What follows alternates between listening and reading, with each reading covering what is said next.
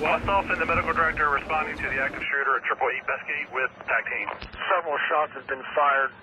At least 10 shots heard. A man armed with a shotgun fired into a newsroom in Annapolis, Maryland, offices of a local newspaper. What I can tell you, what I can confirm is around 2:40, we were called to 888 Bestgate Road in Annapolis for a report of an active shooter. Details trickled out by the hour. 5 people are dead. Police say the suspect used smoke bombs in his attack, and he's now in custody. According to the newspaper, police identified the suspect as Jared Ramos, a 38-year-old Maryland resident who pleaded guilty to a harassment charge in 2011 and allegedly had a long-running beef with the newspaper. But as Paul Hunter explains, while it's still far from clear why this happened, we've learned more about the how.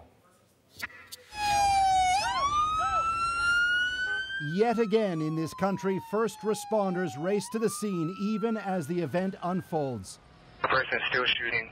Police dispatchers hearing from first responders who got inside within seconds, desperate to find the shooter. Okay, we got about 4 bodies inside. We still do not have the suspect.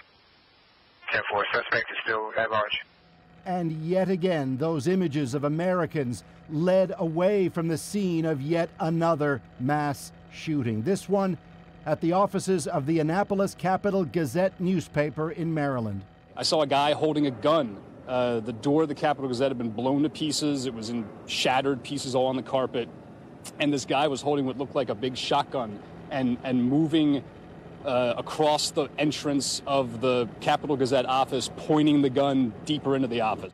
Gazette crime reporter Phil Davis tweeted, "There's nothing more terrifying than hearing multiple people get shot while you're under your desk and then hear the gunman reload." Police say a white male with a ponytail, said to have been found cowering under a desk, was arrested with a long gun and smoke grenades nearby. 10-4, suspect in custody, correct? That is correct. He was taken into custody by officers. There was no gunfire exchange between officers and the suspect. Police later described it as a targeted attack on the newspaper, citing prior grievances by the suspect. They described him as having wandered about the first floor looking for victims. But because it was a newsroom at a time in this country when political rhetoric against journalists has heightened broadly, tonight in New York, a police presence outside the offices of the New York Times, just in case. Back in Annapolis, as investigators tried to learn more, those who work at the Capital-Gazette did what they could to make sense of it themselves. They say they'll publish a paper tomorrow. Paul Hunter, CBC News, Washington. Now, it's important to note just how rare killings of journalists are in the United States, how unusual it is for a newsroom to be targeted like this.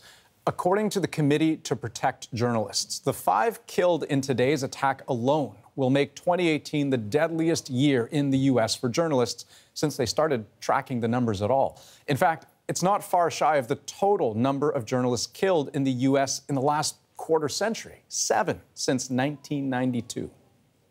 And Canada's Prime Minister tweeted about the shooting tonight, saying, "Journalists tell the stories of our communities, protect democracy, and often put their lives on the line just to do their jobs." Today's attack in Annapolis is devastating. Our hearts go out to all the victims and their families.